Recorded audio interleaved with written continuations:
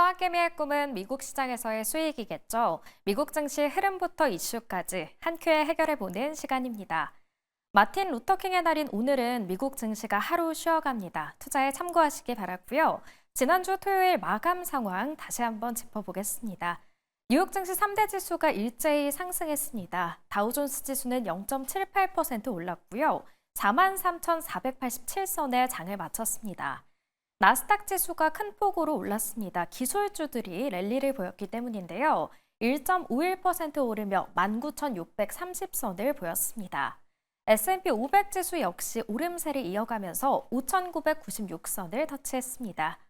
이어서 지금 미국에서 화제가 되는 이슈들은 어떤 건지 미국 증시 전문 유튜버시죠. 유선남님과 함께 이야기 나눠보도록 하겠습니다. 안녕하세요. 오늘은 휴장부터 트럼프 취임식까지 중요한 일정들이 많은데요. 이번 주 일정 쭉 정리해 주시죠.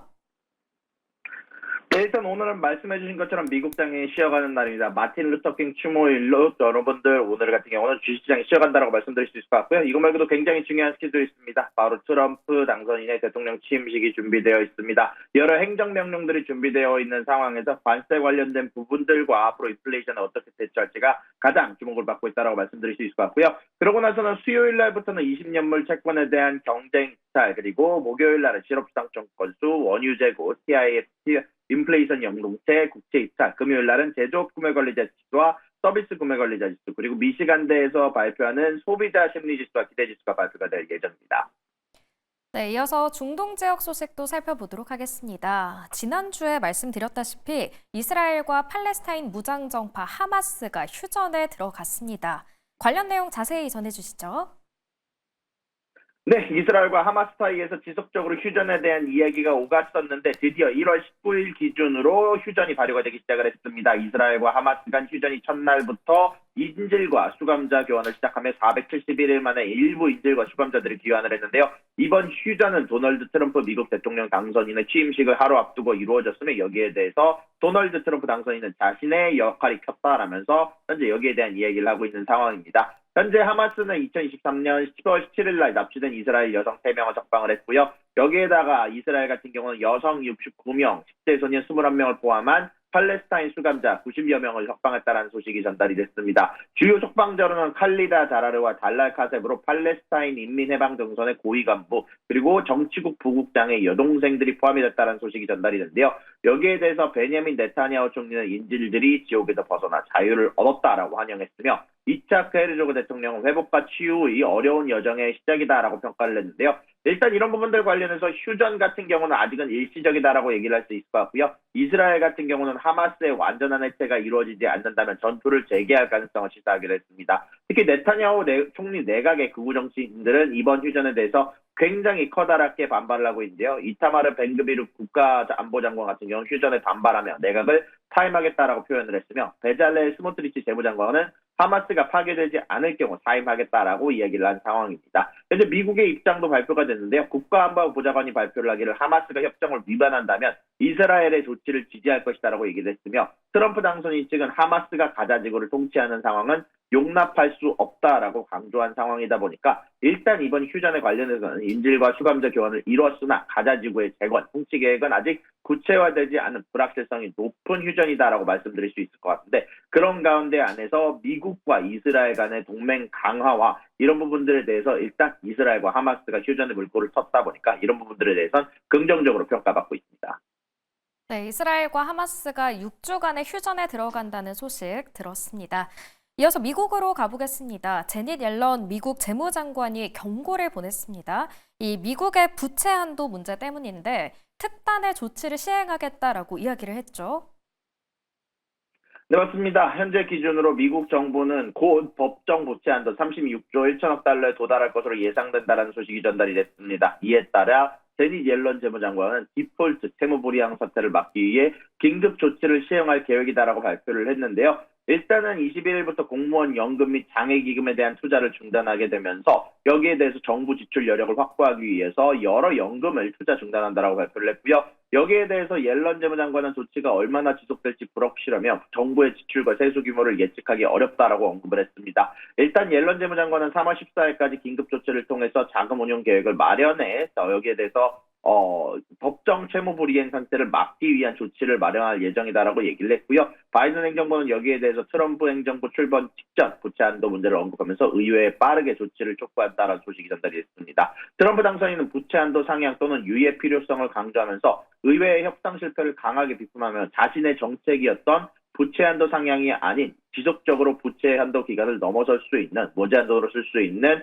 버젯 정책을 필요로 한다라는 이야기를 발표를 하게 됐었는데요. 일단 이런 부분들은 결국 부채 한도 미해일 시 결국 미국이 채무불이행 사태에 빠질 수도 있다는 불확실성으로 인해서 금융시장에서 혼란이 예상된다라는 이야기가 나오고 있고, 만약에 이런 부분들 관련해서 채무불이행 사태가 될 가능성은 굉장히 낮지만 만약에 그렇게 될 경우 국채금리가 급등하면 달러 가치가 폭락할 거다라는 예상이 된다라고 소식이 전달이 되게 됐습니다. 아무래도 트럼프 행정부 출범 후 부채 한도 문제는 정치적 갈등의 중심으로 부각될 가능성이 높다라는 이야기가 지속적으로 언급이 되며 여기에 대해서 미국 증시시장이 굉장히 주목하고 있다는 소식이 전달이 됐습니다. 네, 다음 소식은 틱톡 관련 소식입니다. 주말 동안 미국 내 틱톡 서비스가 중단됐는데요. 이 트럼프 당선인이 틱톡 금지법 시행을 유예하는 행정명령을 내리겠다라고 이야기를 했습니다. 틱톡 앞으로의 행방 어떻게 될까요? 말씀해주신 것처럼 틱톡이 주말 동안 중단이 됐습니다. 다만 여기에 대해서 제가 얘기를 했던 것처럼 트럼프 대통령 당선인이 여기에 대해서 유예 기간을 줄 것으로 예상된다라는 발언을 하기도 했는데요.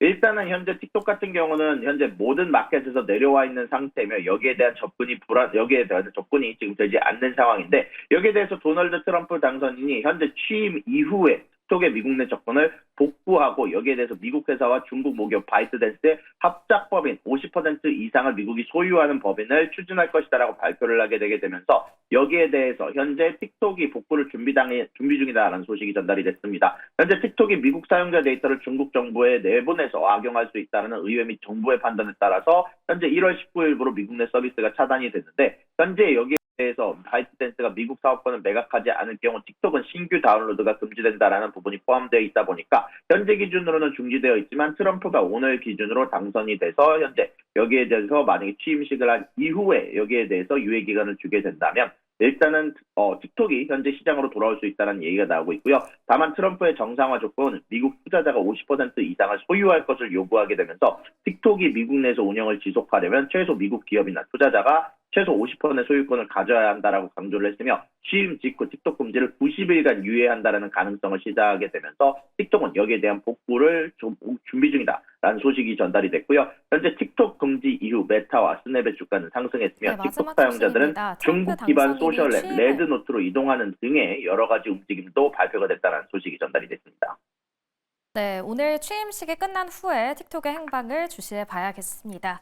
마지막 소식입니다. 가상화폐 대통령이 되겠다라고 공언했던 트럼프 당선인이 취임을 앞두고 이 밈코인을 발행했습니다. 가격이 무섭게 올랐는데 관련 내용 전해주시죠.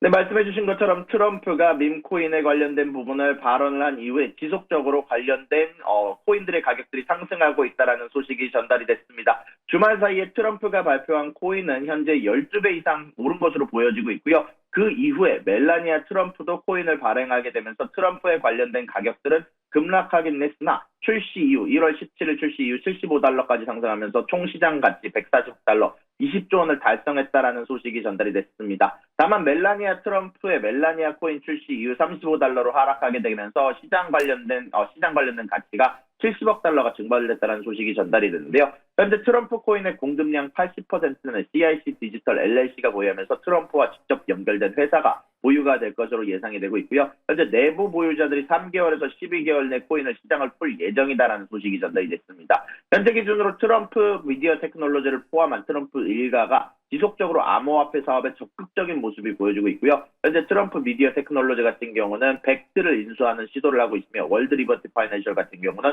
암호화폐 기반의 수익과 대출 사업을 추진한다는 소식이 전달이 됐습니다. 현재 바이낸스, 코인베이스, 크라켄 등 주요 거래소에서 트럼프 코인이 상장 계획이 되어 있다는 얘기를 하다 보니까 현재 이런 부분들 관련해서 바이낸스와 코인베이스 이런 주요 거래소에 포함이 될 경우 트럼프 코인이 지속적으로 상승할 수도 있다라는 애널리스트의 얘기가 나오고 있다 보니까 이런 부분들에 대해서 지속적으로 관심이 가고 있는 상황인데요. 다만 트럼프가 다수 지분을 소유하면서 취임식 직전에 출시한 점을 비판하기도 하고 암호화폐 산업의 신뢰성을 훼손할 수 있다는 이야기가 있으며 또한 이런 부분들에 대해서 지속적으로 몇 번 언급을 해드렸지만 이런 부분들은 밈코인이다 보니까 아무래도 짧게 갖고 있고 짧게 가져가는 게 아마 조금 더 도움이 될 것 같으며 아무래도 마지막까지 갖고 있다 보면 언젠간 급락이 올 수 있다는 소식 여러분들에게 간단하게 전달을 해드릴 수 있을 것 같고요. 아무래도 이런 부분들에 대해서 지속적으로 관찰을 하면서 앞으로 유명인들의 암호화폐 참여 가능성이 굉장히 높아졌다는 점 여러분들이 염두에 두시고 투자하시면 좋을 것 같다는 점 언급해드릴 수 있을 것 같습니다.